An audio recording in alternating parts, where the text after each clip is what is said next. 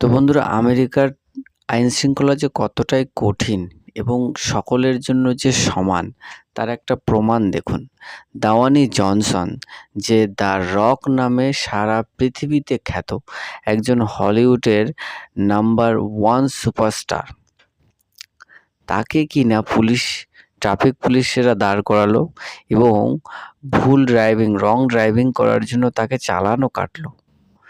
তো দেখুন, আর আমাদের এখানে একটা সুপারস্টার যদি এরকম পরিস্থিতিতে পড়ে, সে হুমকি দেয় হয়তো যে রাস্তার পাশে দাঁড়িয়ে গেলে হাজার হাজার লাখ লাখ ফলোয়ার তার এসে ভিড় করবে।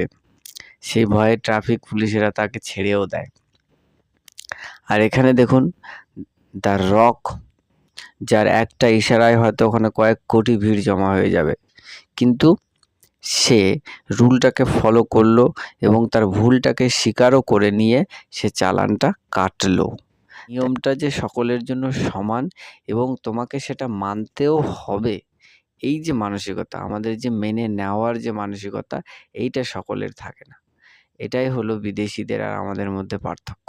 আমরা আইনটাকে ভালোভাবে কখনোই মেনে নিই না, সবসময় নিজের ক্ষমতাকে জাহির করি, যেটা কখনোই আমাদের করা উচিত নয়।